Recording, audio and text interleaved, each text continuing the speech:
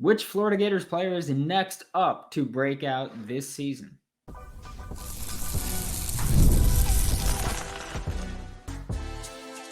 You are Locked On Gators, your daily podcast on the Florida Gators. Part of the Locked On Podcast Network, your team every day. Hello and welcome back to another episode of Locked On Gators, part of the Locked On Podcast Network, your team every day. We are available daily and free wherever you listen to podcasts and on YouTube. And my heart is broken. Mostly because I am recording this during the first quarter of the Knicks-Celtics game, and it is 40-20, so that's super fun. Happy Wednesday! I am Brandon Olsen. Find me on Twitter at WNS_Brandon. Find all my written work with New York Giants on SI. Today's episode of Locked On Gators brought to you by FanDuel. Place your first $5 bet, and you'll get started with $200 in bonus bets guaranteed. Visit FanDuel.com to get started. And I think that we have to have a conversation about who's next up to break out for the Florida Gators this season. Because when you look at this season, and I will say this, I am personally not including two specific players on this list, DJ Lagway, Jaden Ball. That is because I will consider, I guess you could say DJ Lagway because he hasn't really had the insane pop-off game like that. But we've seen the film of what he can do, and it looks really good, right? And Jaden Ball, of course, has had a 5-touchdown game. After having 0 on the remainder of the season, I think we can, or from the start of the season, I think we could say that was his breakout game. And I don't think that that's unfair to say that, yes, he's already had his breakout game. So we will exclude DJ Lagway. We will exclude Jaden Ball. There is an offensive player that I wanted to talk about, though, and he's one that's been inconsistently used. But I do think that in this back half of the schedule, we can see him play a bit more, provided that he is healthy and staying healthy, and that would be Tank Hawkins. We've seen Tank kind of have some flashes, right? We've seen Tank pop off every now and then, and obviously not pop off as in just break out and go nuts, but we've seen him be used as a pass catcher. We've seen him be used as a rusher as well. Against Tennessee, we saw him kind of get involved in the offense and in a designed way. It didn't exactly work out there, but we've seen him have his pop-off moments, right? I mean, against UCF, he had 7 catches for 60 yards. Granted, that was without Trey Wilson, and so maybe that's part of why he had that little pop-off. But I think that when you see someone like DJ Lagway as your starting quarterback, and you see what he can do again with DJ Lagway, against Kentucky, he had 7 completions. All of them, or 5 of those 7, were 20-plus yards downfield. This is a guy that's looking to throw the ball deep, and I do think that as we get through the season, you will see more of the designed screens and pop passes and stuff like that. I do think that we've seen Trey Wilson get vertical now with DJ Lagway at starting quarterback, and I think that's an important part. Because when Tank first got here, the way that I envisioned his usage was, hey, you've got Trey Wilson starting at one side. You've got Elijah Badger, or at the time, it was just whoever starting opposite. And you can have Tank Hawkins do the little jet sweeps and the reverse and all that stuff. I think in this back half of the schedule, you might actually see that usage unfold that way. Of, hey, Trey, you get to run vertical every now and then. Hey, Badger, you get to run vertical every now and then. DK, you get to keep doing what you're doing. But when we have these rotations, Tank Hawkins is going to be someone that can rotate in and run those underneath routes, run the reverse, run the pop pass, the sweep, and also have the ability to run straight downfield and outrun a ton of people in order to pick up these big gains in the air. And so I do think that Tank Hawkins is, again, I'm not saying that he's guaranteed to break out, but I do think that he's one of your candidates as a breakout candidate. I have 2 players in the secondary as well that I'd like to mention. We have 3 defensive players that we're going to talk about, but 2 players in the secondary that I'd like to mention, and it's Dijon Johnson, Cormani McClain. And the reasoning for them is both of them are going to see an increased amount of snaps because of Jason Marshall Jr.'s injury. We don't have an update on what that injury is. We probably won't get that update until maybe the teleconference today with the SEC, but maybe we won't get that update until next week on Monday when Billy Napier's set to meet with the press next time. But I'm expecting Jason Marshall to miss significant time, potentially the remainder of the season. And with that, we have Dijon Johnson and Cormani McClain, who had a pick 6 against Kentucky in his Florida Gators debut. We have them as guys that I look at and say, hey, they might be next up there. I will say this, Dijon Johnson has been playing damn good football this year. Like, Jakeem Jackson is one of the corners I was high on. Dijon was another. And Dijon's been balling this year. Like I know, you're not seeing picks and pick sixes and all this crazy stuff. No, but you know what else you're not seeing? Completions. Targets. Like, Dijon Johnson's playing good football right now. Just good football. There's another player that we're going to talk about that's playing really good football today. But Dijon Johnson's playing really good football, and this is similar to the Graham Mertz situation where I'm not happy that it happened, but because of it, we're going to see Dijon Johnson play more. Similar to, I'm not happy that Graham Mertz got hurt, but because of that, we get to see DJ Lagway play. Not happy that Jason Marshall got hurt, but because of that, Dijon Johnson's going to be stepped into a starting role, and he's been playing good football. I'm excited to see what he does with the opportunity. And again, with Cormani McClain, Cormani made his Florida Gators debut last week, at this point, 4 days ago.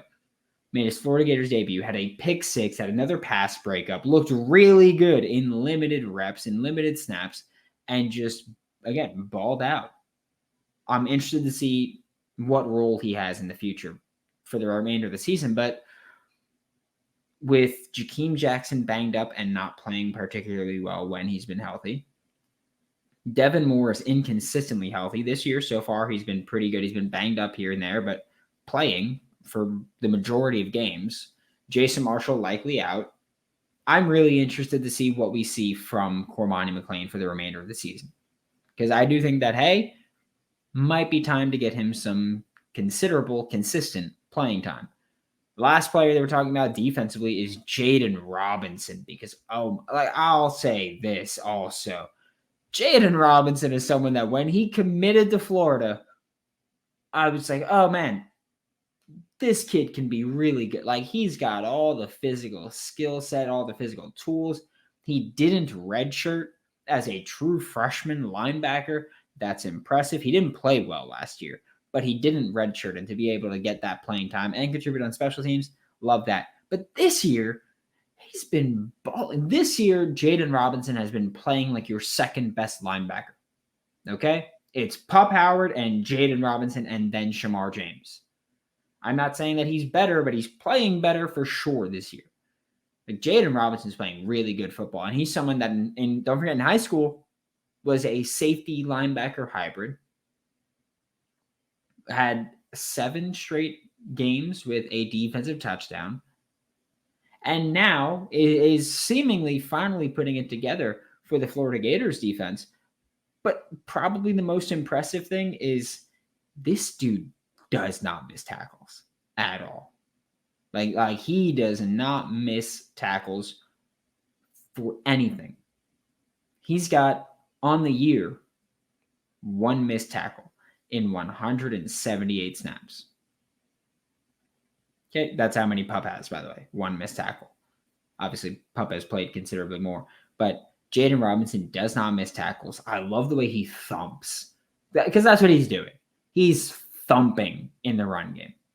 Like, that's the only way I can describe it. He's a thumper, and that's incredible to see. I love seeing a guy that was a safety coming downhill and now playing linebacker and playing really well.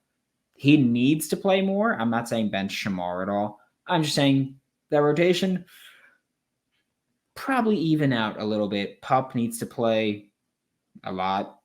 He's still playing, like capping out at like 30 snaps. I need to see some more of that because I do think that he deserves that.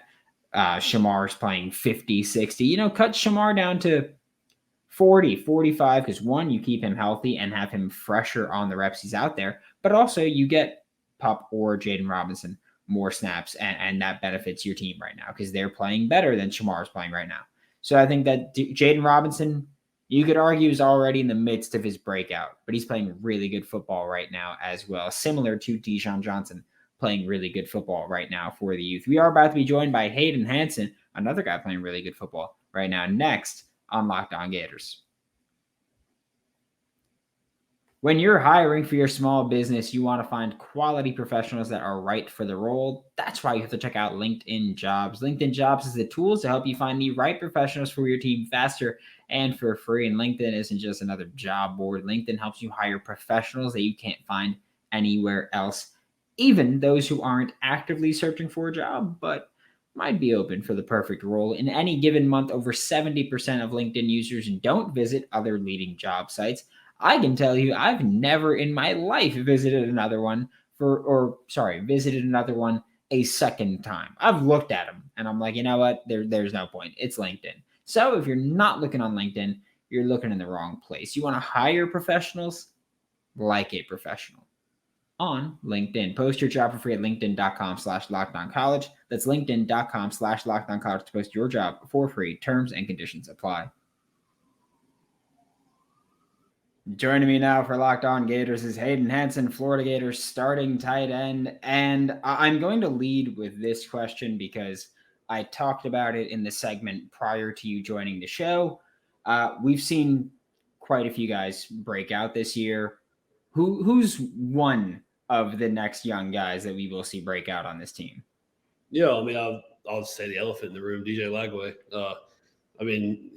Dude made his first. I say true start just because of the SEC.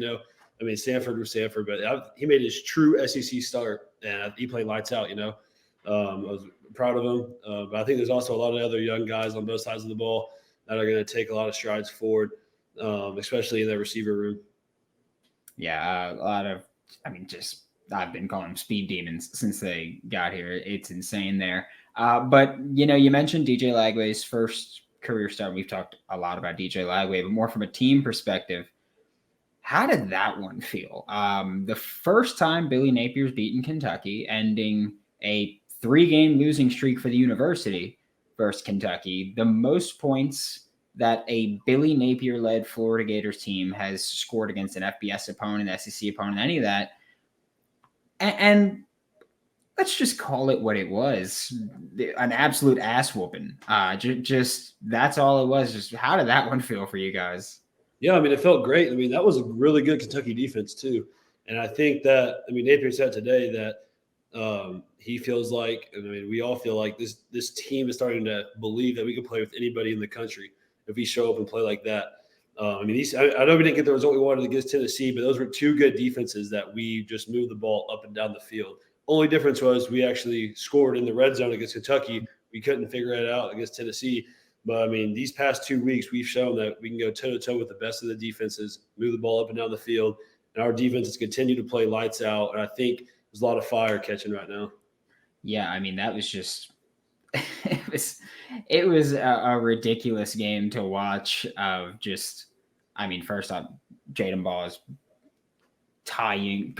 record tying 5 rushing touchdowns in one game. But now that the game has come and gone, I'd love to hear a bit more about just the way you guys physically and mentally prepared for this, where Kentucky's whole shtick is, hey, we're going to out-physical everyone. We're going to stop the run, play fundamentally sound football, which I feel like they still did for the most part. It's just you guys just pummeled them there. They were, and obviously I don't know the play calls or anything like that, but for most of the time when it looked like DJ Lagway was making a read on either an RPO or an option, it seemed like Kentucky was kind of content with, hey, hand it off, and then we're going to try to stop that. And you guys just rose to the challenge and kicked the crap out of them. So I'd love to hear more about the preparation for that game where, again, Kentucky's whole shtick is we're going to make this ugly and win that way.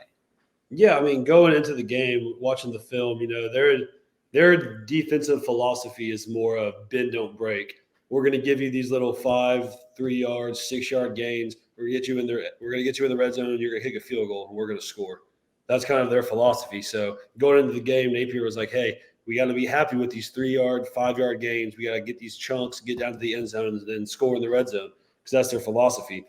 Well, when you run the ball as good as we do, or we did it against Kentucky, they're going to have to – at some point they're going to have to load the box and go man-to-man, and that's a scary thing to do with our receivers and scary thing to do back there with two. Once we started running the ball and they loaded the box, that's when you started seeing those shots.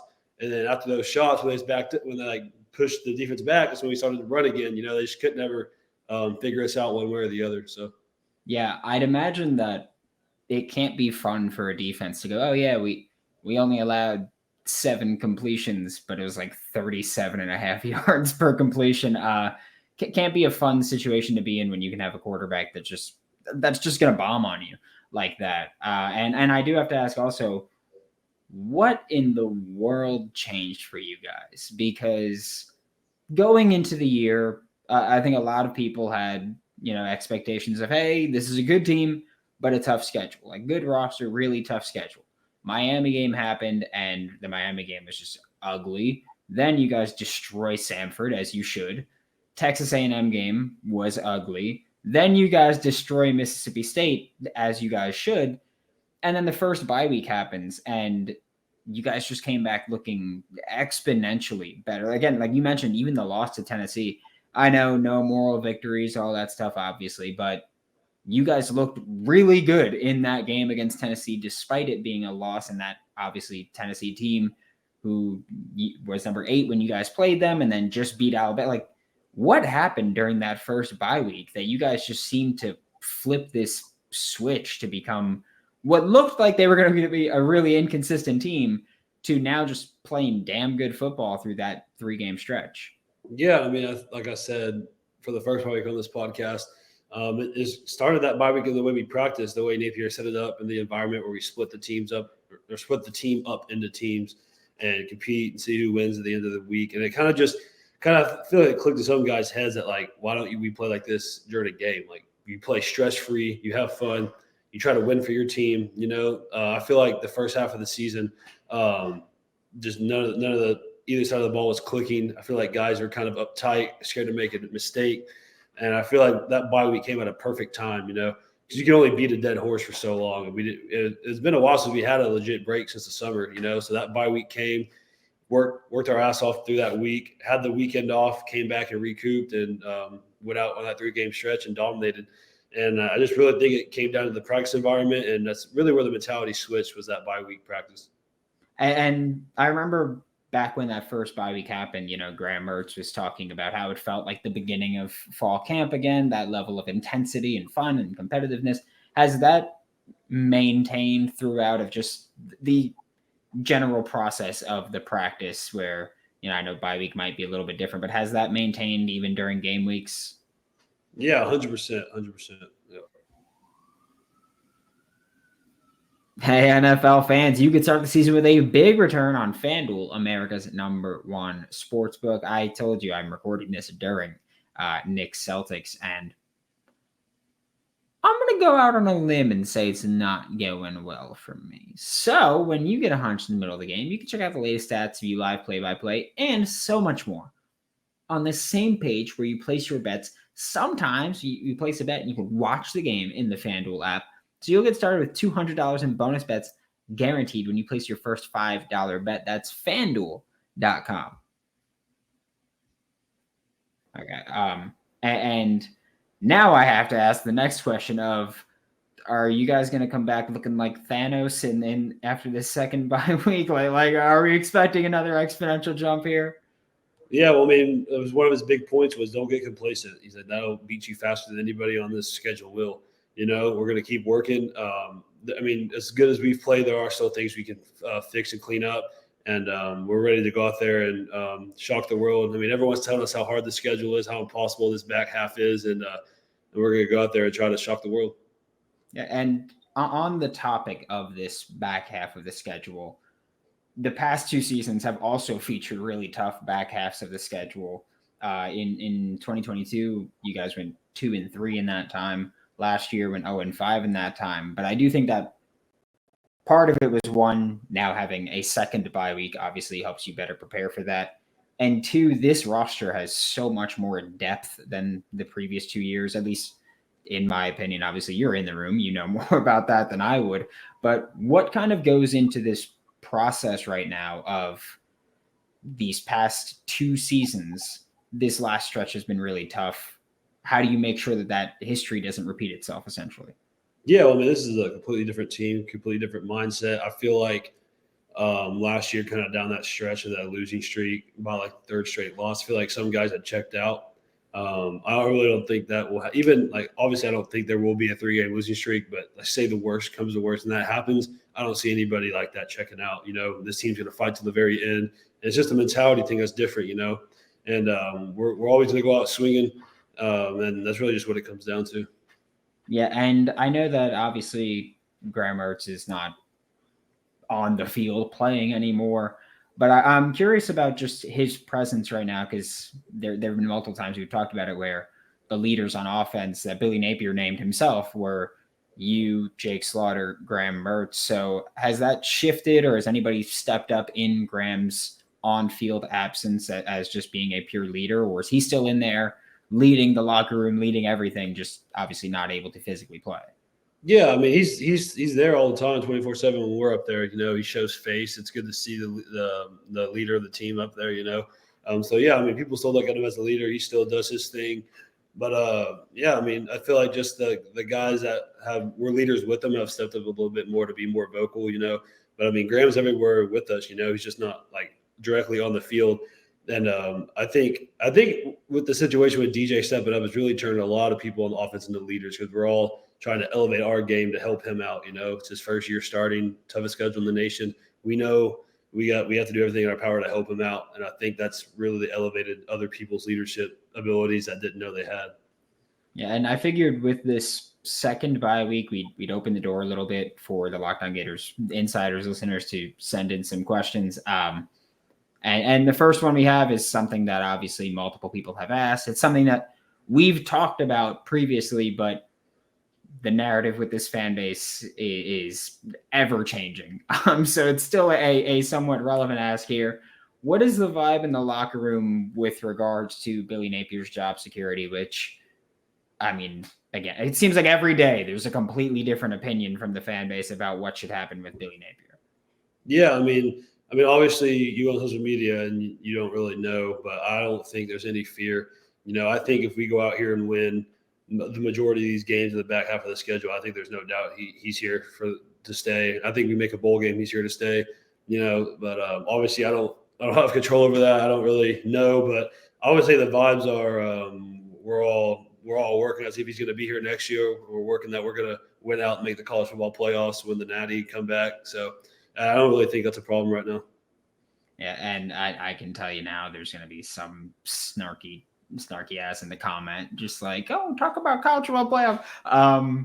It doesn't matter. I'd still want, regardless of what anybody thinks, I'd still want my players to be like, yeah, that's the goal always. I mean, if you beat all these teams with 3 losses, number 1 strength of schedule, we'll find a way in there. Yeah, awesome. Absolutely. And I had a question. I had someone ask a question that's not really a 2-parter, but they did add a little comment to the end of it. Was, if you play defense, which position would you want to play? And they just added this that isn't relevant to defense, but they put the little quotes, despite you having the physical build of an all-pro left tackle. Yeah, there it is. I would say on defense, I'd say DN. I feel like that'd be fun. Sacking the quarterback, yeah, we get a lot of the glory there. Would it still be the bow and arrow after a sack? Would that be the sack celebration, or? Yeah, I would have done the bow and arrow like towards the quarterback, but after that South Carolina DN. Oh yeah, after Dylan Stewart just airing the whole scene out on him. He might be frowned on, so I'd have to rethink that. Yeah, no, definitely don't do that one. This one got asked twice, which is nuts to me that this got asked twice. But 2 people wanted to know if you are familiar with people calling you the Quad God and how you feel about the nickname. I didn't know that was still relevant. When I first got recruited here, I was aware of it. Someone made a meme or something like with the bright red eyes shooting out. It said Quad God. I thought that was pretty funny. I think I saw that in my camera roll, but I thought that died out. But I mean, I guess not. But yeah, I mean it's pretty funny, But I was aware of it. Yes. Yeah, there's two nicknames that I've heard people call you frequently, and it's Quad God and Quadzilla, and those are the two that I've seen frequently when people want to give you a nickname. But to wrap up, you know how we always go with a completely not football questions, but I guess you could argue the past few were, but the NBA's back. Oh my goodness, the NBA's back. Just curious, favorite NBA team if you're looking forward to the season at all. Yeah, I mean, I'm not much of a basketball guy, to be honest. I tune in for playoffs, but I'm always going to root for the Mavs, the home team. They almost did it last year. Obviously, couldn't get done in the finals, but it was exciting to watch. Yeah, at the time that we're recording, my Knicks are playing the Celtics, and I'm going to hope they're not breaking my heart right now. But thank you so much, Hayden. This is Hayden Hansen, Florida Gators starting tight end. Catch him every week with Locked On Gators, and every week, except this weekend, playing for your Florida Gators. Thanks for making Locked On Gators your first listen of the day every day. We are available daily and free reviews in the podcast and on YouTube. We'll be back tomorrow to talk more Florida Gators football for Locked On Gators. I'm Brandon Olsen. Don't forget to follow me on Twitter at WNS_Brandon. Find all my written work with New York Giants on SI, and I'll see you all next time.